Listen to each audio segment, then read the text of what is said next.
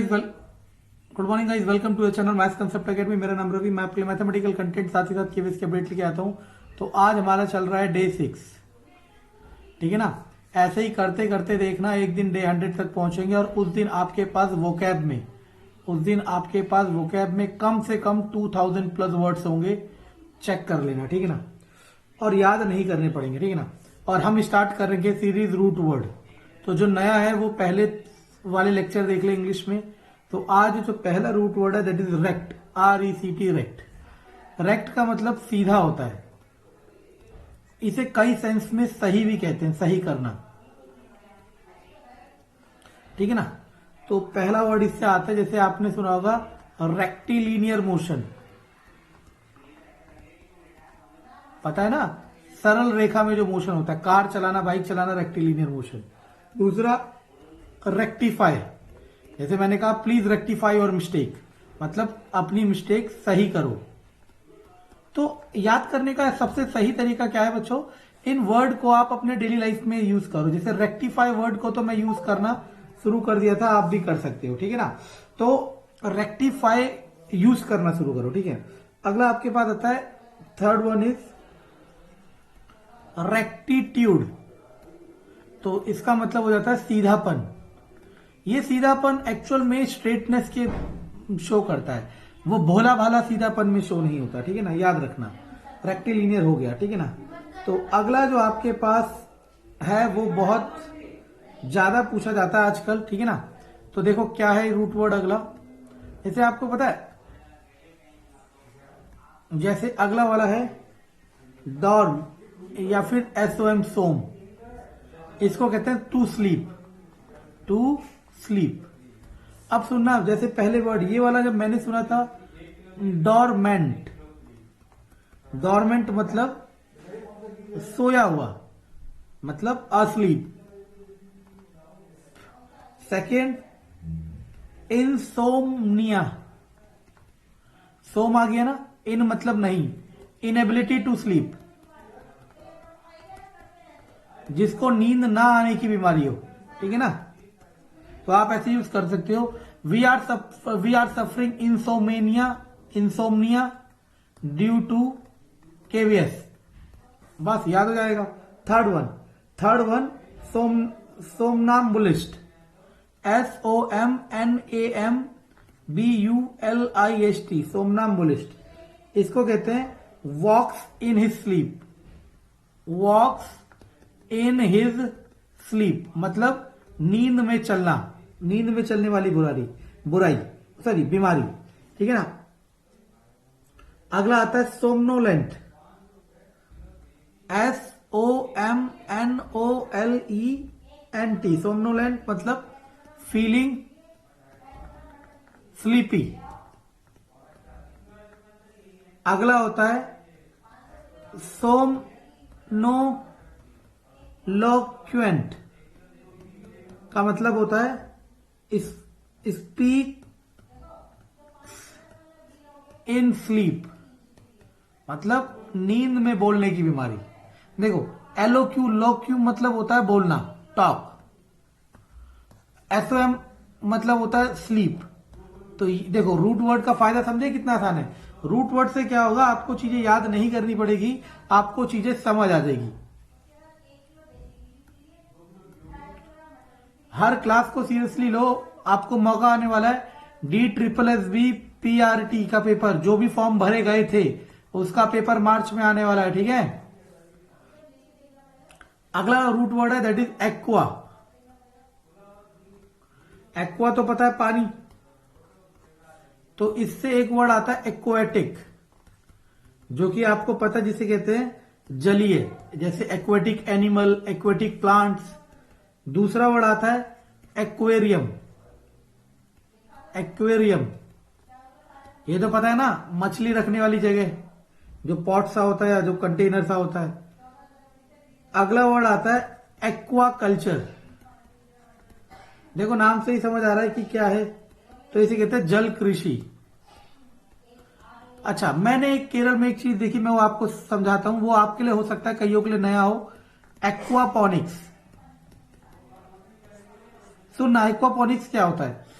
देखो, एक fish tank लेते हैं जिसमें फिशेज होती है, ठीक है ना, और यहां पे एक पंप लगाता है जिससे इसके पानी को उठाते हैं, और इस पानी को एक बेड ले लो, बेड मतलब एक कंटेनर जिसमें आपको मिट्टी की भी जरूरत नहीं है, छोटे छोटे पत्थर से जो होते हैं, जो सी बीड्स कहते हैं, वो ले लो, उस पर पानी गिराओ, और यहां से उसका आउटलेट दोबारा किसमें छोड़ दो, इसमें।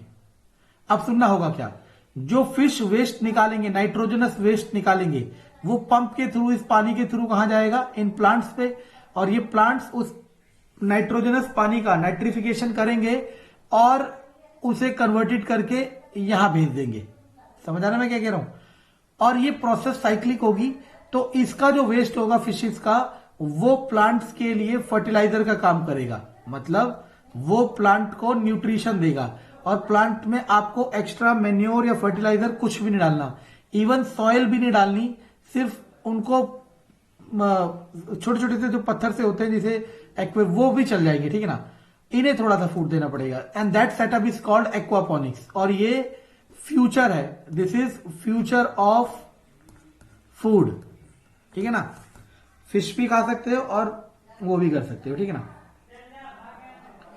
ओके, अगला रूट वर्ड आपके पास आता है, ये एक्वापोनिक्स, आप गूगल पे सर्च करना और आपको पता चलेगा कि इसके सेटअप बिकते हैं 1.5 लाख रुपए के अमेजन पे, ठीक है ना, अमेजॉन कह लो, अमेजन कह लो, ठीक है ना। अगला आता है मैल, मतलब बैड, मतलब बुरा। मैंने तो इसे ऐसे याद किया था, मल, हिंदी में मल तो पता है ना किसे कहते हैं, बस, और मल क्या होता है, बुरा होता है, ठीक है ना। तो ऐसे ही मेरा एक दोस्त था अमल तो हम उसे कहते थे, ठीक है ना। चलो अगला आता है, पहला आता है malevolent. Malevolent, mal मतलब बुरा, तो इसका मतलब होता है हार्मफुल। कोई चीज आपके लिए हार्मफुल हो तो आप उसकी जगह कौन सा वर्ड यूज करना, मेल वोलेंट, ओके ना। नेक्स्ट इज मल न्यूट्रिशन, माल न्यूट्रिशन भी कह सकते हो, जो आपको कहना है माल न्यूट्रिशन। इसे कहते हैं कुपोषण, जिसे पूरा खाना नहीं मिले, ठीक है ना, और ये तो सबसे बड़ी समस्या है दुनिया के सामने। अगला आता है मैलिग्नेंट। मैलिग्नेंट, मैलिग्नेंट मतलब होता है फुल ऑफ इविल, मतलब जिसके अंदर सिर्फ बुराई बुराई हो, ठीक है ना। अगला आता है मेलेडी। मेलेडी का मतलब होता है इलनेस और डिजीज।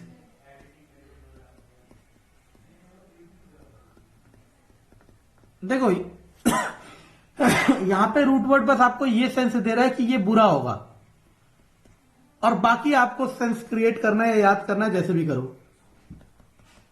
मलिंगर, इसे कहते हैं कामचोर।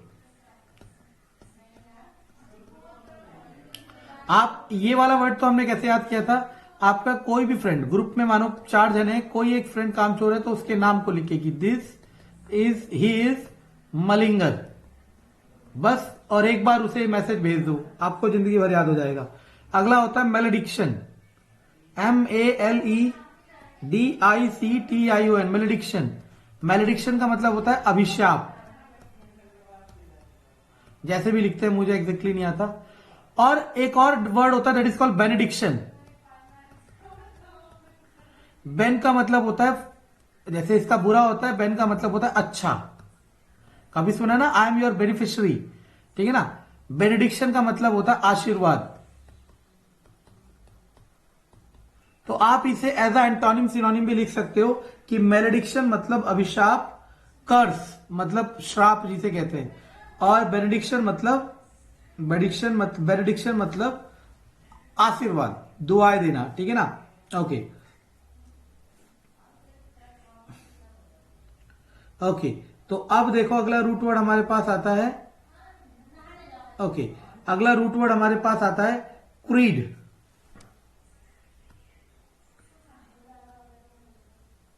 डे बाय डे लेवल बढ़ेगा, ठीक है ना। Creed, CREED, creed. क्रीड को आप कह सकते हो बिलीव। बिलीव का मतलब भरोसा, विश्वास। तो इसका पहला वर्ड मान लो credible. First one is credible. Credible मतलब विश्वसनीय, जैसे भी लिखते हैं, विश्वसनीय। दूसरा वर्ड है इनक्रेडुलस, जो पीआरटी की तैयारी कर रहा है, केवीएस पीआरटी की, उस पे इंटरव्यू में आपसे पूछते ना क्या पूछेंगे क्या पूछेंगे, इंटरव्यू में हिंदी के कठिन शब्द जरूर लिखाए जाएंगे, चाहे इंग्लिश के लिखाए ना लिखाए जाए, ठीक है ना। तो इनक्रेडिबल, तो आप हर चीज को पाठ, जैसे इसका विश्वसनीय लिखना सीखो, वैसे लिख तो मैं भी सकता हूं, विश्वसनीय, विश्वसनीय आपको लिखना है, ठीक है ना। थर्ड वन इज इनक्रेडिबल, अविश्वसनीय, अविश्वसनीय मतलब जिसपे भरोसा ना किया जा सके, मतलब अचंभे वाली, जैसे आपने कहा कि यार मेरा दोस्त उड़ रहा था, तो मैं कहूंगा दैट इज इनक्रेडिबल, ठीक है ना। इसको एक और वर्ड याद रख लो, एस्टॉनिशिंग, इसका एक और याद रख लो, दैट इज एस्टॉनिशिंग, ठीक है ना।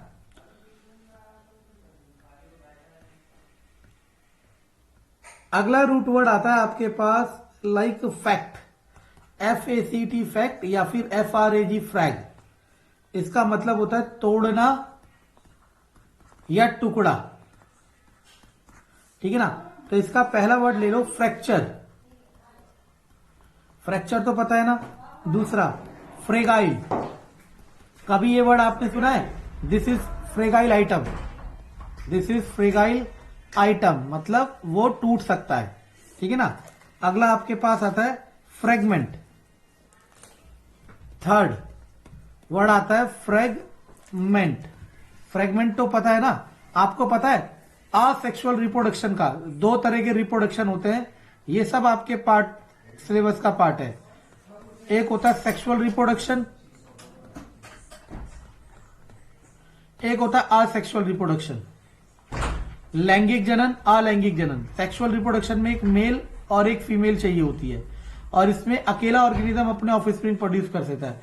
इसी असेक्सुअल रिप्रोडक्शन का एक मेथड होता है जैसे कॉल्ड फ्रेगमेंटेशन। फ्रेगमेंटेशन में क्या होता है, एक जीव के बहुत सारे टुकड़े अपने आप को रीजनरेट कर देते हैं पूरा, ठीक है ना। तो दैट इज कॉल्ड फ्रेगमेंटेशन, ठीक है ना। अगला समझना जो बहुत जरूरी है, ठीक है ना, और ये वाला आपको डेली न्यूज़पेपर में जरूर मिलेगा, ऐसा हो ही नहीं सकता कि किसी भी दिन न्यूज़पेपर में ना मिले। क्यों नहीं मिलेगा, देख तो। अगला आता है इनफ्रैक्शन, इनफ्रैक्शन, इनफ्रैक्शन का मतलब होता है failure, failure to obey a law और कॉन्ट्रैक्ट, मतलब किसी कानून या फिर आपने जो उसके साथ कॉन्ट्रैक्ट करा उसको पालन करने के लिए असमर्थ होना, ठीक है ना। ओके, अब एक और वर्ड था, मैंने अभी आपको बताया था डॉर्म, एक और होता है डॉर्मिटोरी। डॉर्म मतलब होता है सोना, स्लीप, डॉर्मिटोरी मतलब सोने का कमरा,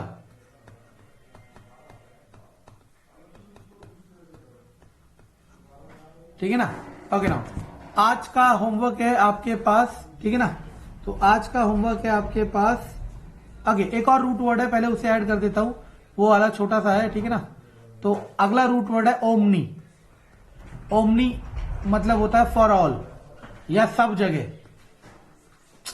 क्या हो रहा है, फॉर ऑल सब जगह या सबके लिए, ठीक है ना। तो सब कह लो इसका हिंदी, ठीक है ना।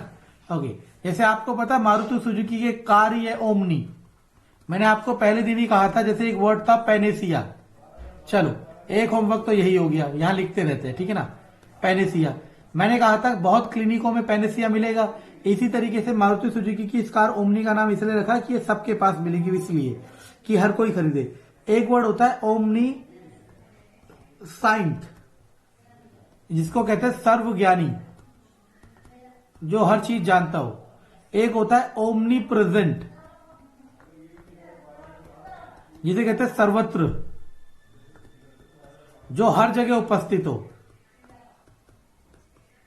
जैसे मैंने कहा गॉड इज ओमनी प्रेजेंट, मतलब भगवान हर जगह उपस्थित है। अगला है omni potent, omni potent, omni potent, इसे कहते हैं सर्वशक्तिमान, सबसे ज्यादा शक्ति जिसके अंदर है, ठीक है ना। और अगला होता है ओमनी बस।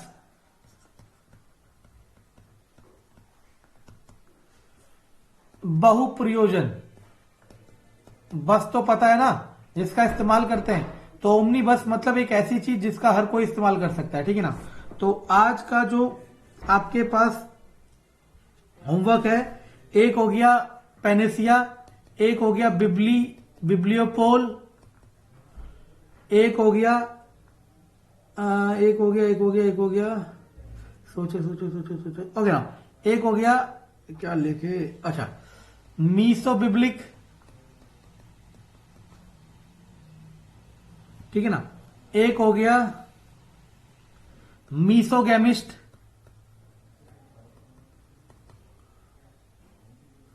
एक हो गया पॉलीएंड्री, और एक लास्ट वन आपके पास आ जाएगा क्या, लास्ट वन इज